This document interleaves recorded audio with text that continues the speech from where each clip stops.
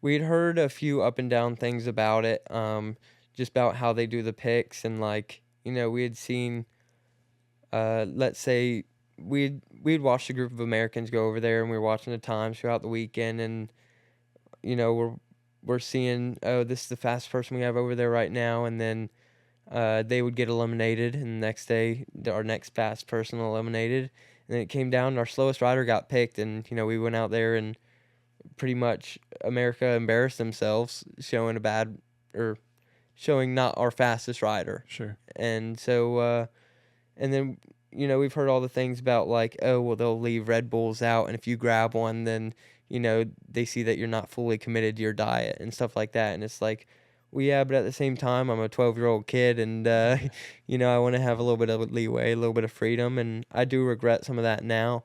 Like I said, those Moto3, Moto2 kids, like they've been training like they're going into the military since they were 4. Like it's all they do, and I do kind of wish I did a little bit more of that, but at the same time, Meaning like taking it more seriously when you were young? yes, like from the time I was 6 to the time I was 12, taking it more serious, I think would have benefited me quite a bit. It's kind of crazy to hear that after talking with Jake on Jake's literally was like, I wish I kind of started when I was 8 or 9, because he was like what you're saying, so deep into it, he kind of got burnt out.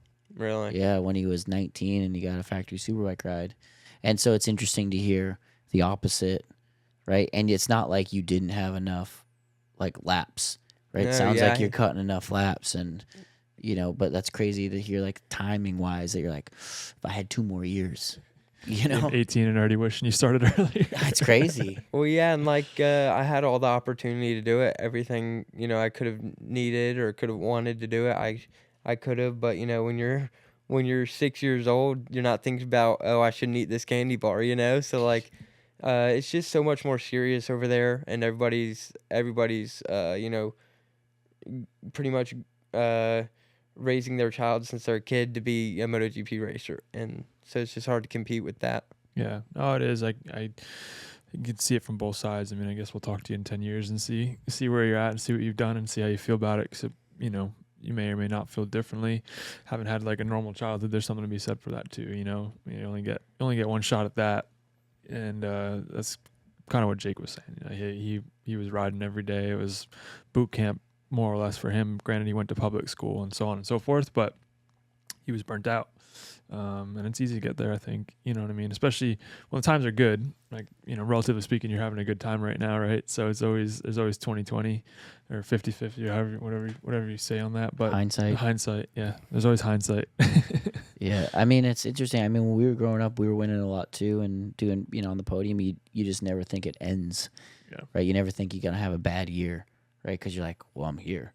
Like, these are the people, and just, things happen, right? Life changes, but it's great to see that you're on such a trajectory in that, and that you're still, I mean, you're young, like with Cody Kopp, and to see you kids like so hungry, it's like refreshing.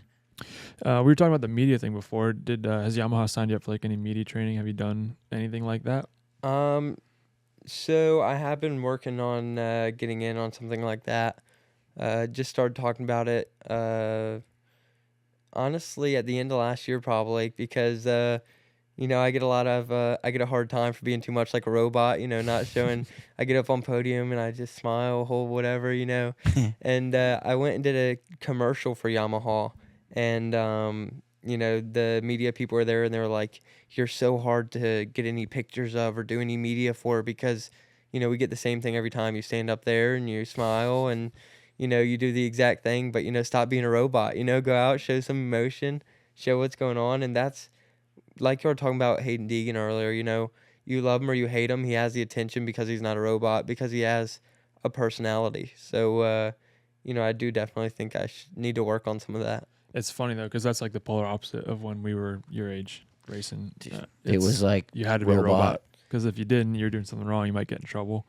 They wanted you to, get up there, thank your sponsors, the same template every time, and you kind of see it with Supercross, like the traditional old school guys, and you got the new guys like Deegan and Cole Davies, right? Is his name Cole Davies? Yeah, Cole Davies. I mean, Cole Davies is kind of a robot, but he's got some personality there. They're all trying Juju and whatnot, but it is interesting because like our Jordan days, it was I mean, granted, little different stuff. Couldn't post any pictures with beer or anything like that when we were Yeah. underage, but No, it's for like- real. I mean, dude, there it was- was strict, but it Yeah. was like straight and narrow. Yeah, and Yeah. like I'm not saying, I want to get up there and I saw a few Supercross interviews where they got up there and they're like, "Oh, suck it" or whatever, but I don't want to Who's that? I don't want to have, that kind of personality, but having something good that I can interact with the fans and not just be like, "Oh, here's another robot that says the same 5 things, thanks his sponsors and gets on with his day," Yeah, I think that's part of growing up a little bit too. Is just get to be comfortable in your own skin in front of people.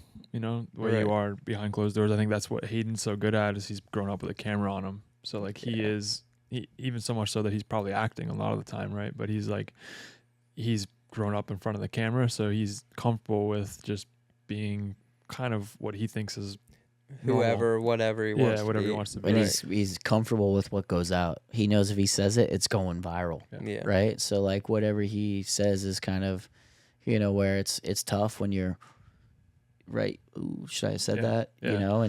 But I think it's also like you were saying before about social media, like, you really only give a shit about it because of the fact that it could help you along with sponsors and whatnot. It's Right. kind of the same thing with that stuff, like personality wise, just letting yourself be you. Like I know James, something that's like one of his big strengths through our growing up, right? Like I was a little more quiet, reserved, but James could talk to a wall and usually make a business deal out of it, Right. No, for sure. But I had to learn, that, and honestly, coaching was a big part of that. Like helped a Yeah. lot, just because you kind of have to like adapt to different people, and you meet a lot of different people, and you got to have conversation and be comfortable holding conversation, which I don't think is a problem for you. I think it's just something you learn over time, as far as being a little bit more confident in who you are and not really giving a shit if people see that or not. You know what I mean? Yeah, right. Which is tough. It's tough.